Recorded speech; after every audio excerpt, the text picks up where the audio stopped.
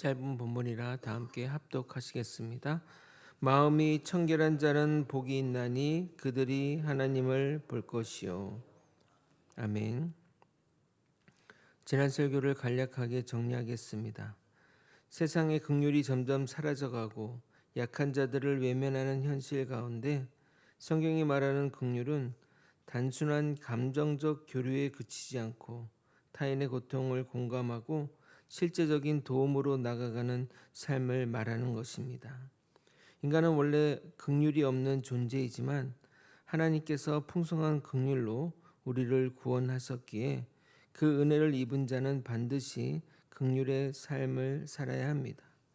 따라서 긍휼은 선택이 아니라 구원받는 자에게 나타나는 열매이며 우리 삶 속에서 고통받는 이웃을 외면하지 않고 마음과 행동으로 섬기고 나누는 것이 참된 신앙인의 모습인 것입니다. 그래서 어느 모임보다 교회가 이러한 구제나 긍휼 사업에 열을 내는 것입니다.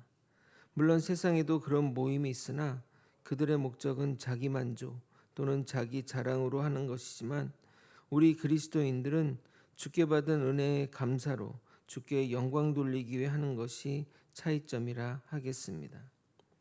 산상수훈 설교의 주제는 하나님 나라로서 그 나라 백성인 제자들이 추구해야 할 하나님 나라 삶의 윤리를 규정하고 있습니다.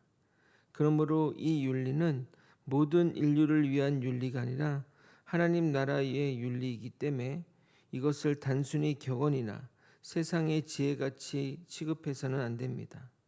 제자들은 하늘에 계신 너희 아버지와 새로운 관계로 들어선 자들이기에 근본적으로 새로운 생활 방식으로 살게 된 자들이고 우리가 사는 사회 규범과는 다른 기준으로 살아가야 할 자들입니다. 그래서 세상 윤리와 제자의 윤리는 다른 것이 아니라 불완전과 완전의 개념으로 이해해야 됩니다. 다르다고 생각하면 서로를 인정해야 되지만 불완전과 완전의 개념이기에 결국 믿는 자들은 완전한 방향으로 나아가야 한다는 겁니다.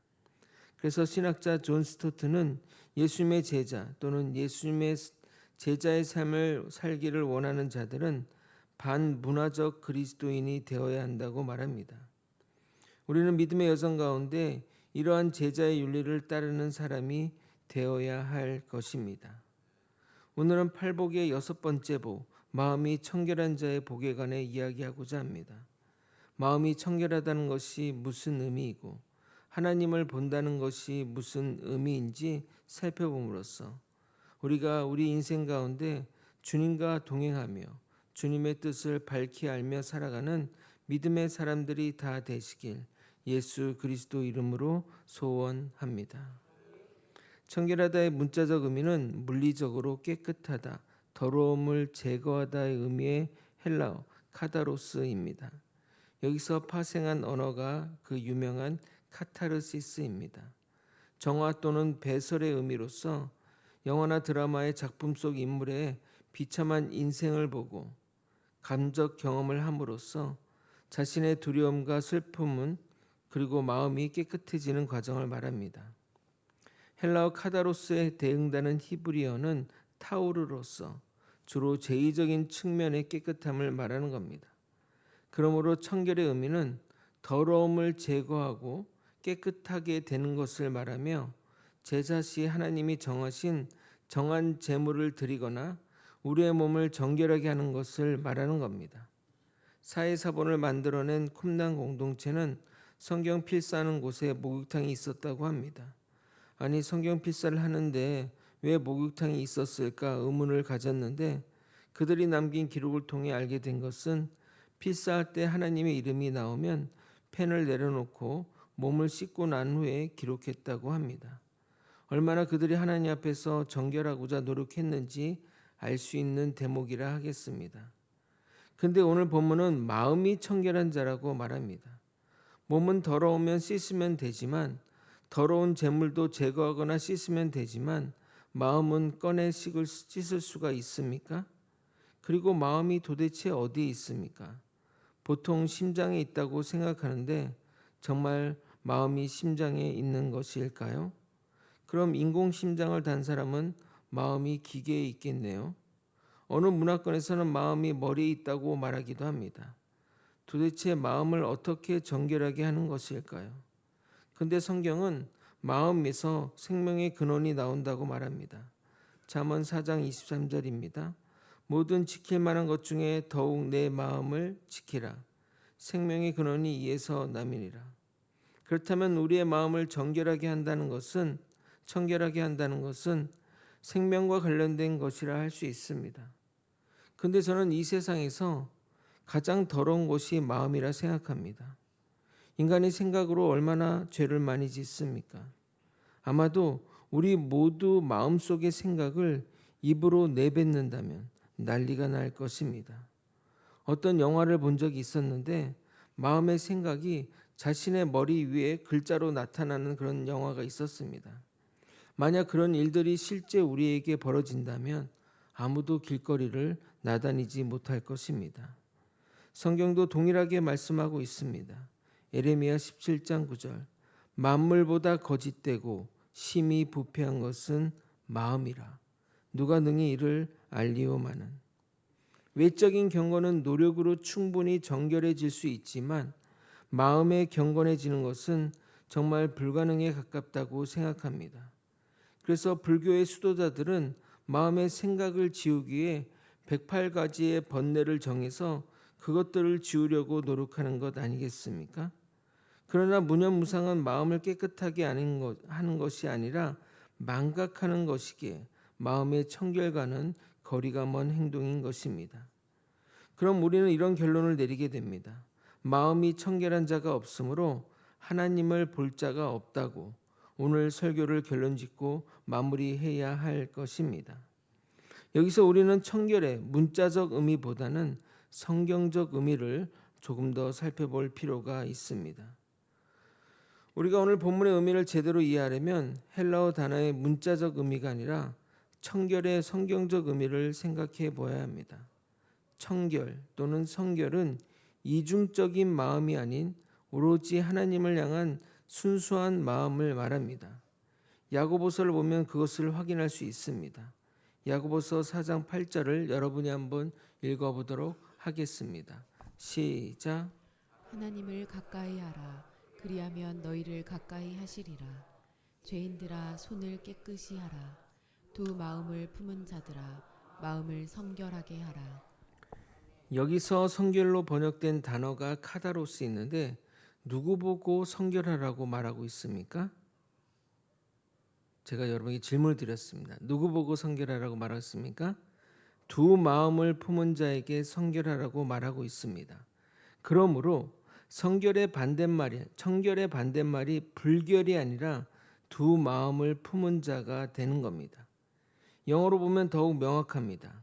청결한 자를 clean이란 단어를 쓰지 않고 pure라는 단어를 사용했습니다.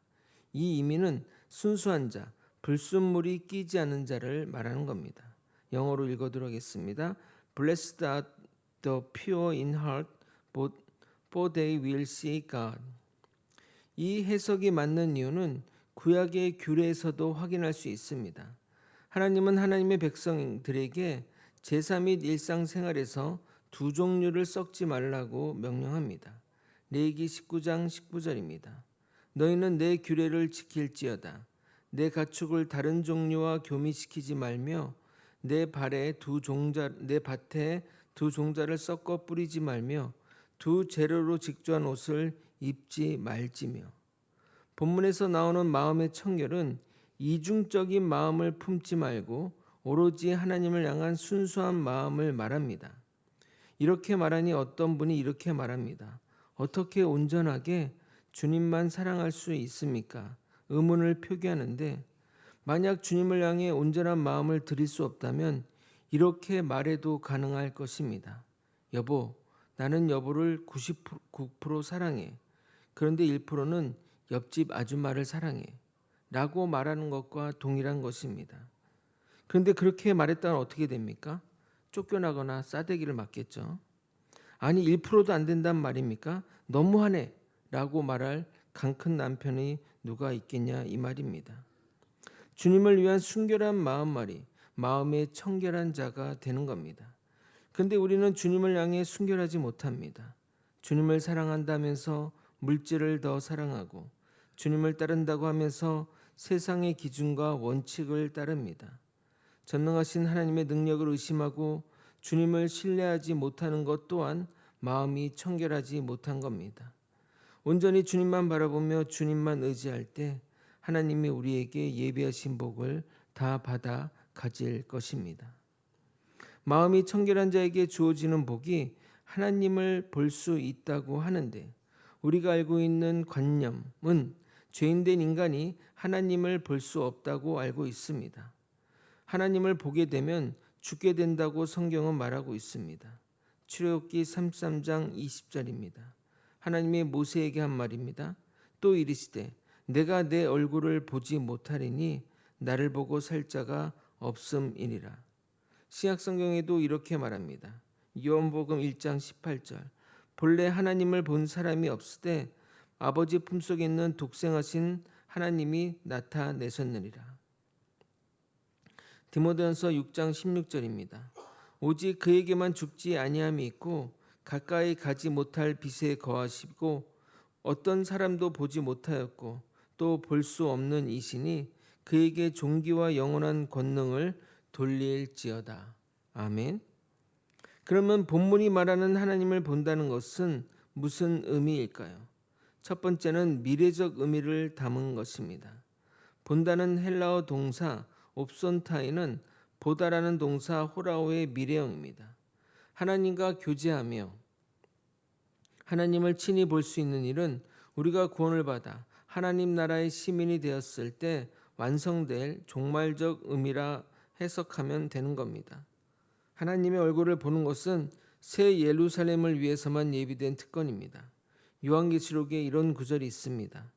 요한계시록 22장 3절에서 4절 다시 저주가 없으며 하나님과 그 어린 양의 보좌가 그 가운데 있으리니 그의 종들이 그를 섬기며 그의 얼굴을 볼 터이요 그의 이름도 그의 이마에 있으리라. 오늘 제가 설교 가운데 원어와 다른 성경 구절을 많이 언급하는 이유는 여러분을 어렵게 하거나 또 잘난 척하려는 것은 아닙니다. 우리가 해석하는 성경 구절이 한 절이기 때문에 그렇습니다.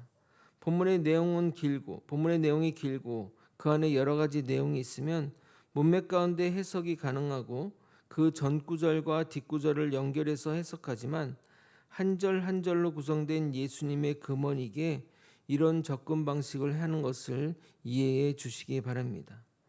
하나님을 본다는 것의 두 번째 의미는 본다의 히브리어 라아를 통해 이해할 수 있습니다. 신약 성경은 헬라어로 쓰였고 예수님 당시에 쓴 언어는 아람어이고 구약 성경의 언어는 히브리어입니다. 그러므로 그 단어의 사용례와 의미를 정확하게 알려면 헬라어도 물론이고 반드시 히브리어도 살펴보아야 합니다. 히브리어 라는 눈으로 본다는 의미와 더불어 마음으로 본다는 의미를 동시에 가지고 있습니다.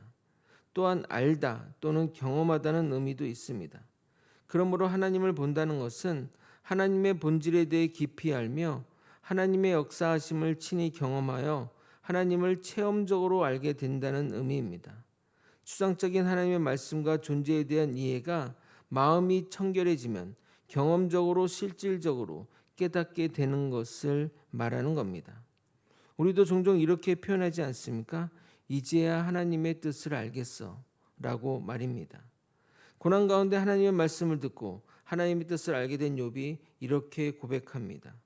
욥기 42장 5절에서 6절 내가 주께 대하여 귀로 듣기만 하였사오나 이제는 눈으로 주를 배움나이다. 그러므로 내가 스스로 거두어드리고 티끌과 제 가운데서 회개하나이다.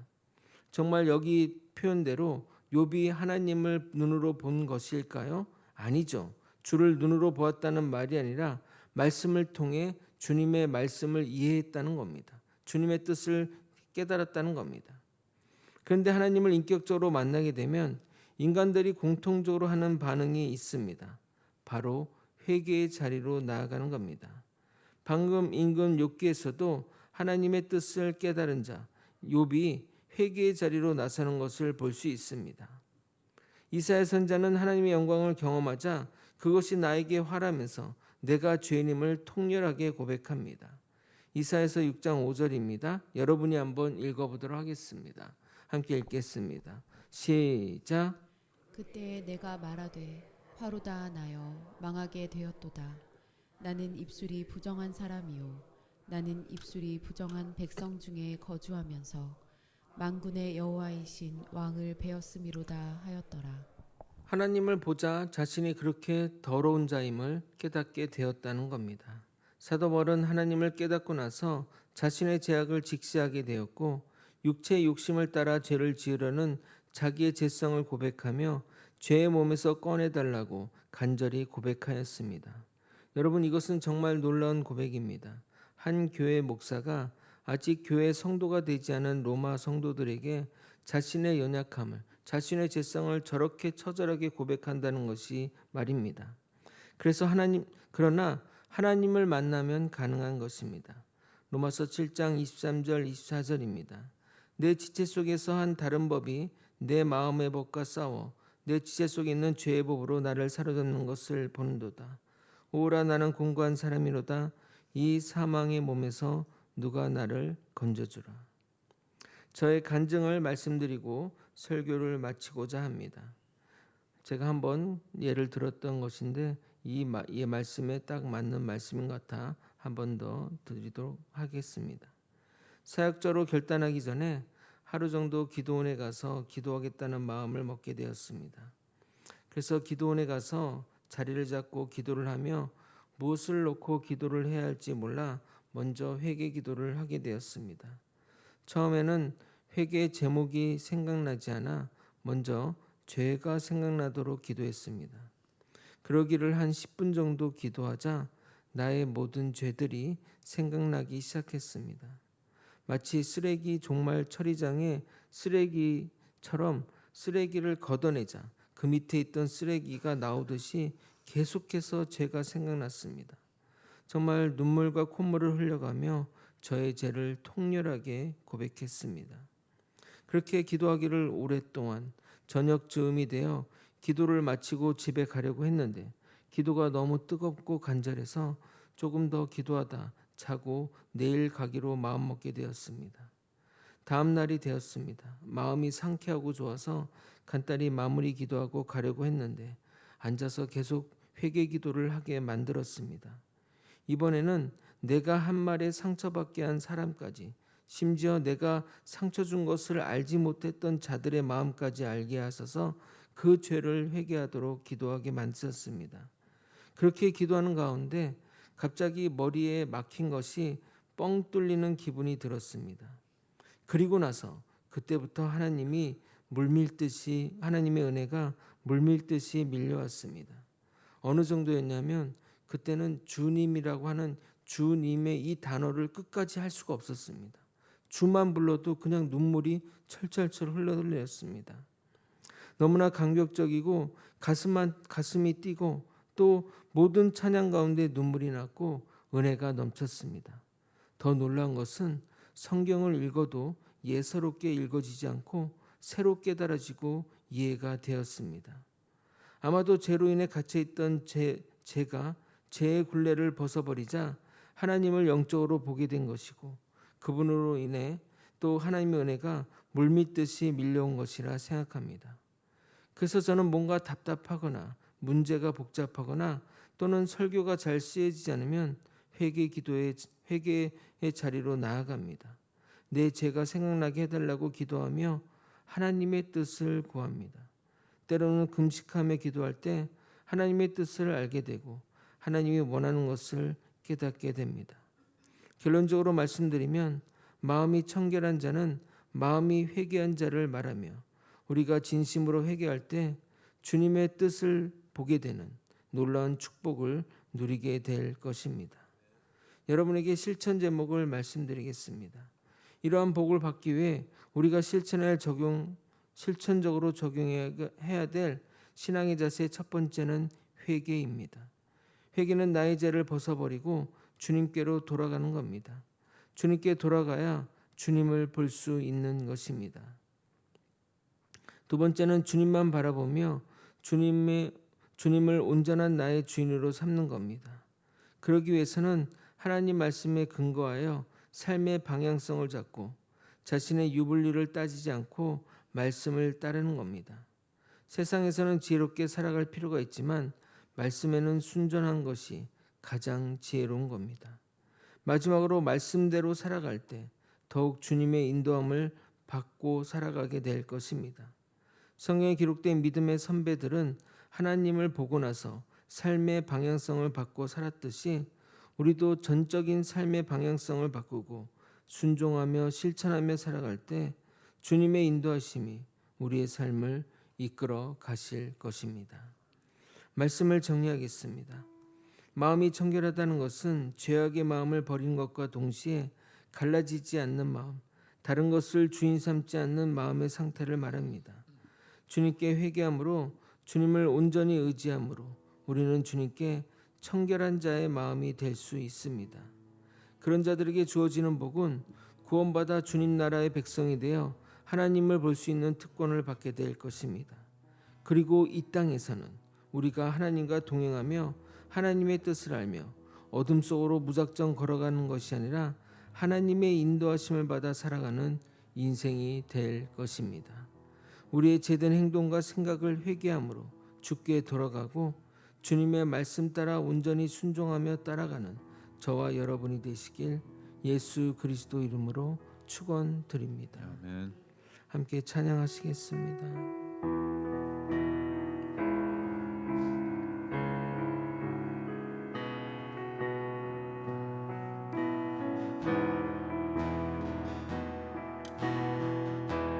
주님과 함께 주님과 함께하는 이 고요한 시간 주님의 보좌 앞에 내 마음을 쏟네 모든 것 아시는 주님께 감출 것 없네 내 마음과 정성 다해 주 바라나 나 염려하잖아도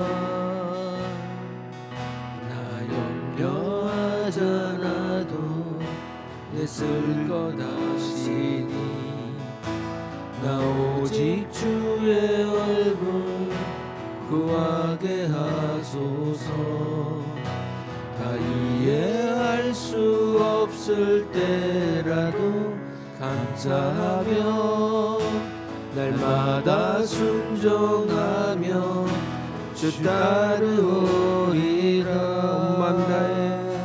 온 마음 다해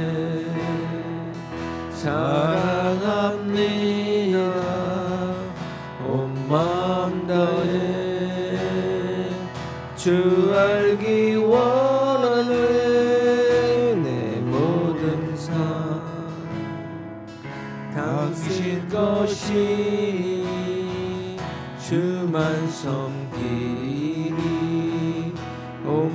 다시 한번 온 마음 다해 사랑합니다 온 마음 다해 사랑합니다 온 마음 다해 주 알기 원하는 내 모든 삶 당신 것이니 주만 섬기리 다시 한번 온 마음 다해 사랑합니다. 우리 눈 감고 가슴에 손 얹고 기도하겠습니다. 온 마음 다해 사랑합니다. 온 마음 다해 주 알기 원하네 내 모든 삶 당신 것이니 주만 섬기리 온 마음 다해 사랑하는 성도 여러분 이 시간 하나님 앞에 우리의 마음을 돌아보며 회개의 기도를 드리겠습니다. 혹시 우리 안에 하나님보다 더 사랑하는 것이 있었는지 두 마음으로 살고 있진 않은지 돌아봅시다. 또한 우리가 알지 못했던 죄까지 하나님께서 깨닫게 해주도록 구하며 정직한 마음으로 회개의 자리에 나아가겠습니다. 하나님, 우리의 더러운 마음을 주님 앞에 내려놓습니다. 우리의 마음을 깨끗하게 하시고 오직 주님을 향한 순전한 마음을 허락하여 주시옵소서. 주님의 인재를 경험하며 하나님을 보는 은혜를 누리게 하여 주시옵소서. 이 시간 각자의 자리에서 간절한 마음으로 주님의 이름 부르짖고 기도하시다가 자유롭게 귀가하도록 하겠습니다. 주님의 이름 부르겠습니다. 주여. 하나님 아버지, 이 시간 우리의 마음의 모든 죄악들을 벗어버리고 온전히 주님을 바라보며 나아가는 우리가 되게 도와주옵소서. 아버지여, 우리 삶 가운데 주님보다 더 소중하고 위대한 것이 어디 있겠습니까? 아버지, 주님을 온전히 따르는데 내 마음과 내 번뇌와 아버지 내 마음의 번잡한 마음과 내 마음에 누구를 향한 분노가 있다면 아버지 온전히 내려놓고 온전히 주님만 바라보는 우리가 될 수 있도록 이끌어 주시옵소서. 하나님 아버지, 하나님 앞에서 성결한 자가 되기를 소망합니다. 우리 마음에 온전한 마음이 되기를 간절히 소망하오니 주님 붙들어 주시고 인도하여 주옵소서. 아버지여, 나는 하나님 보기를 원합니다. 하나님의 살아계심을 보기를 원합니다. 내 마음 깊은 곳에서 하나님을 간절히 소망하는데 여전히 나의 죄로 인해 하나님을 볼 수 없는 이 상황 가운데 있습니다. 내 죄가 하나님을 가로막고 있습니다. 아버지, 이 완악한 죄들을 용서해 주옵소서. 이 죄를 아버지 제거하기를 원합니다. 이 죄를 아버지 정리하기를 원합니다. 하나님 아버지, 그러나 우리는 이 더러운 죄들을 벗삼아 살아왔던 지난 날들을 용서해 주옵소서. 아버지, 그래서 이 죄들이 내 눈을 가리고 내 인생의 축복을 하나님 주시는 그 복들을 가리고 있는 현실을 깨닫게 하여 주시옵소서. 아버지, 주님께 온전한 순결한 마음이 되기를 소망합니다. 죄를 해결하지 않고서는 어떤 것도 의미가 없습니다. 내가 주의 말씀대로 순종하고 내가 주의 말씀대로 헌신하고 내가 주의 말씀대로 산다 할지라도 내 죄가 아버지 죄가 그대로 있다면 여전히 하나님 보지 못하고 하나님과 뜻과 없는 자기 열심으로 살아갈 뿐입니다. 우리가 정말 온전히 하나님께 회개함으로써 하나님께 나아가는 우리가 될 수 있게 도와주옵소서. 주님, 오늘 성금요일 예배입니다. 오늘 예배를 통해 우리의 마음이 온전히 순결해지기를 원합니다.